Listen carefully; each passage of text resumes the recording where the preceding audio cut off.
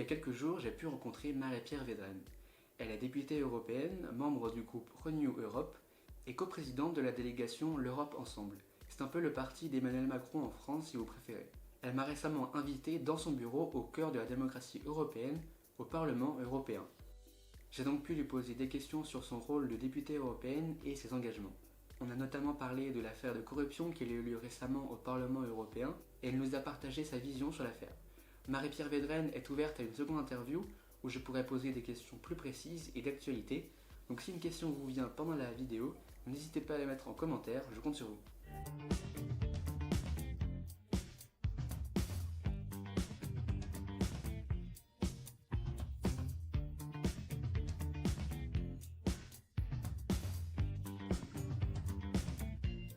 Merci d'avoir accepté notre proposition d'interview aujourd'hui.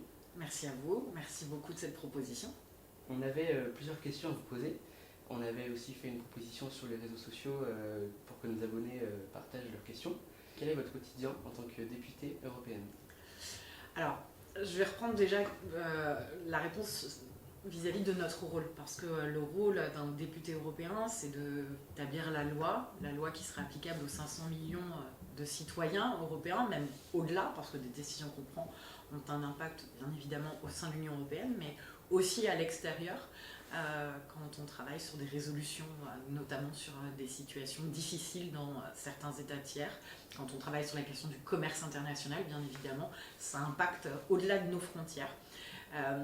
Donc le quotidien, c'est un rôle politique, parce qu'il faut gagner des combats politiques. C'est aussi un rôle technique, parce que vous avez peut-être vu des textes de loi, c'est quand même assez aride à lire, donc il faut aussi faire ce travail technique. Donc le quotidien, c'est le lien avec les autres institutions, le lien avec les autres parlementaires, parce que c'est aussi un travail d'influence pour gagner justement ces combats politiques, pour bâtir des politiques publiques qui permettent de répondre aux défis auxquels nous sommes confrontés. Ce qui est intéressant, c'est que en fait, dans le quotidien, il n'y a pas vraiment de journée type. Parce que déjà, au Parlement européen, on a nos semaines de commission, où on est en commission de travail. Donc moi, je suis dans la commission du commerce international, commission emploi et affaires sociales, commission des pétitions. Donc là, on est planché encore plus dans le technique sur ces sujets, dans différents dossiers sur lesquels on travaille dans nos commissions. On a des semaines de groupe, donc là, on est réunis dans nos groupes politiques. Moi, je fais partie du groupe Renew, le groupe centriste, troisième groupe au sein du Parlement européen. On est 705 au total, et dans mon groupe, on est un peu plus, on est 103 maintenant. Et des semaines en session plénière qui ont lieu à Strasbourg, le siège officiel du Parlement européen, où là, on se réunit, on est tous ensemble en même temps pour voter notamment les textes qui auront été travaillés, débattus et déjà votés aussi en commission. Et il faut qu'ils soient validés par l'ensemble, ou pas d'ailleurs, par l'ensemble des parlementaires. Et on a des semaines, toutes les 6-7 semaines, qu'on appelle vertes. C'est l'objectif de ces semaines vertes, c'est d'être sur le terrain, soit dans nos circonscriptions. Alors maintenant, la circonscription d'un député européen, c'est la France en entier, donc c'est un peu grand quand même, mais c'est même parfois des missions dans d'autres États, à la fois au sein de l'Union européenne, mais aussi en dehors. Quel est votre parcours professionnel et politique? Alors, mon parcours professionnel, parce que j'ai été élue députée européenne en mai 2019. Donc avant, j'étais directrice de la Maison de l'Europe de Rennes, donc je travaillais déjà sur les questions européennes, parce qu'en fait, j'ai fait des études de droit, et spécifiquement de droit européen. Et avant d'arriver à la Maison de l'Europe, j'ai notamment débuté ma carrière dans le développement de projets éoliens, à la CCI aussi sur un programme européen pour appuyer les entreprises pour mettre en place de bonnes pratiques environnementales. C'était il y a déjà quelques années, mais on voit bien du coup que c'est un sujet central et maintenant il y a encore plus urgence à agir. Donc le parcours politique, en tant que responsable politique, il a débuté donc en 2019 en tant que députée européenne et puis après j'ai été élue aussi conseillère régionale de Bretagne. Donc comme vous venez de le dire, vous êtes députée européenne mais aussi conseillère régionale. Qu'est-ce qui vous motive au quotidien dans vos engagements? Je pense que effectivement, vous avez raison de prononcer le bon mot, c'est un engagement. Être député européen, c'est pas un travail, c'est pas un métier. c'est une responsabilité politique, c'est un mandat qui vous a été donné suite à une élection qui peut s'arrêter après justement cette élection, qui peut continuer si vous vous présentez de nouveau, si vous regagnez la confiance des électeurs. Ce qui m'anime, c'est répondre justement aux enjeux auxquels nous sommes confrontés. Bien évidemment, démontrer aussi que l'Union européenne est le bon échelon pour agir sur certains enjeux. On le voit bien dans le contexte dans lequel nous sommes actuellement, qui nous ramène aussi aux fondamentaux sur pourquoi l'Union européenne a été créée, qu'est-ce qu'elle permet. Je pense bien évidemment, et je parle du retour de la guerre sur le continent européen avec l'attaque unilatérale, contraire au droit international de la Russie pour l'Ukraine. Et nous, bien évidemment, on a un travail très fort qu'on mène au Parlement européen dans le soutien à l'Ukraine. Et donc c'est rappeler le rôle clé de l'Union européenne. Et puis, comme je disais, c'est le bon levier pour agir sur certains enjeux. Et je pense à la question du changement climatique, je pense à la transition digitale notamment. Donc, il nous faut bâtir un monde qui soit plus vert, un monde qui soit plus juste et une Europe qui soit plus souveraine pour créer aussi les conditions d'égalité des chances. C'est quelque chose qui me tient à cœur. Démontrer aussi que tout peut être possible pour tout le monde et contribuer au fait que ça puisse réellement se réaliser. Pourquoi avoir choisi un engagement européen plutôt que national ? C'est une question qui m'est souvent posée et je vais vous dire qui me gêne. Parce que en fait, je ne pense pas que c'est le plutôt qui me gêne dans la question et dans la formulation. Parce qu'en fait, je pense que les questions que je peux avoir qui vont dans ce sens sous-entendent que l'engagement national fait que si par exemple j'étais élue à l'Assemblée nationale, au Sénat, je défendrais mieux les intérêts de la France, contrairement à un engagement député européen. Non, parce que c'est ce que j'essayais de vous expliquer à l'instant, c'est que l'échelon européen est l'échelon pertinent, important, pour agir sur certains sujets. Donc c'est éminemment parce que je suis originaire de Limoges, que je vis en Bretagne, que je me sens bretonne, que je suis française, que je suis aussi européenne. C'est pas de la contradiction. Et on a une nécessité de travailler tous ensemble pour répondre aux enjeux dans notre quotidien.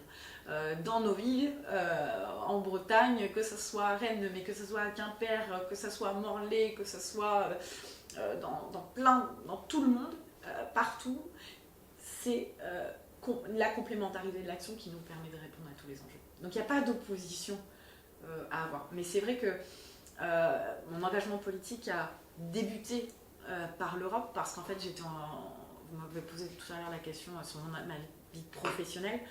En fait, en parallèle de mes études et de ma carrière professionnelle, j'étais engagée au sein de plusieurs associations, notamment les Jeunes Européens, et j'ai toujours été convaincue que l'Europe, justement, nous apporte beaucoup, et c'est pourquoi c'est avec toutes ces expériences que j'ai aussi tissé davantage de liens avec le monde politique. Début décembre, le Parlement européen a été frappé par une affaire de corruption impliquant des élus et le Qatar. Depuis, des perquisitions ont été faites par la police belge au domicile de plusieurs élus ou assistants. Comment avez-vous vécu cet événement et comment lutter contre la corruption dans les institutions juridiques ? La première réaction, ça a été un peu de la stupeur, parce que, et de la colère aussi. Parce que on se dit, c'est pas possible, on n'ose pas y croire, ça ne me viendrait pas à l'esprit. Donc je me dis, mais non, c'est pas possible quand même. Comment des parlementaires européens ont pu se faire corrompre, ont pu avoir le sentiment d'impunité, donc de la stupeur et de la colère. Parce que ce Qatarier, comme on l'appelle, il peut jeter l'opprobre sur toute l'institution, surtout ça développe le côté un peu des politiques tous pourris, ça nourrit cela, ça jette l'opprobre sur notre travail, notamment quand je parlais des résolutions qu'on peut adopter sur ce qui se passe dans le monde entier. C'est notamment pour ça que ces États ont cherché à corrompre certains parlementaires et ont réussi à corrompre certains parlementaires. C'est pour faire changer des votes. qui dénoncent des situations, là par exemple au Qatar, où il y avait tout le focus au travers de la Coupe du Monde notamment. Donc après ça, faut passer de cet état de stupeur et de colère à l'action. Toujours bien évidemment dire que pour nous, et pour plus que les 3/4, pour la très grande majorité de cette institution, ça a été dire la corruption n'a pas sa place dans l'institution européenne, dans toutes les institutions nationales. Il faut renforcer les règles de transparence, il faut lutter contre les conflits d'intérêts pour pouvoir justement aussi prévenir en quelque sorte et garantir qu'il n'y a pas de corruption. Donc par exemple, nous, dans ma délégation, notre objectif, on a une haute autorité pour la vie transparente au niveau français. On aimerait développer une autre autorité européenne, indépendante, qui permette justement aussi d'examiner toutes les questions de conflits d'intérêts, renforcer le contrôle des règles qui sont déjà mises en place et qui ne sont pas nécessairement appliquées. Je vous donne un exemple. Quand on est rapporteur ou shadow rapporteur, c'est-à-dire en charge pour notre groupe à côté du rapporteur d'un dossier, nous avons l'obligation de déclarer tous les rendez-vous que nous pouvons faire, notamment avec des États tiers, mais aussi avec des lobbies, des représentants d'intérêts. Et en fait, beaucoup de collègues ne le font pas. Donc déjà, alors que c'est dans notre règlement intérieur, si on veillait à la bonne application, ça serait quand même déjà une très bonne chose. Donc il faut renforcer les règles, mais il faut déjà faire en sorte que celles qui sont prévues, qui sont déjà mises en place, soient appliquées. D'où la nécessité d'avoir aussi une autorité indépendante. Il faut faire notre propre travail, hein, ça c'est évident, mais il faut aussi une autorité indépendante qui puisse contrôler les choses, à la fois pour le Parlement européen, mais à la fois pour les autres institutions européennes que sont la Commission et le Conseil européen et le Conseil de l'Union européenne. Merci beaucoup Marie-Pierre Védrenne d'avoir répondu à nos questions. Merci à vous. Surtout si vous avez plein d'autres questions, je serais ravie d'y répondre. C'est vrai que nous sommes aussi pris par le temps parce que vous avez fait le plaisir de m'interviewer à Bruxelles et on a une session plénière qui commence. Donc quand je parlais du calendrier justement tout à l'heure, et les sessions plénières, c'est toujours des moments très denses. Donc merci à vous de votre présence ici et des questions. Merci beaucoup.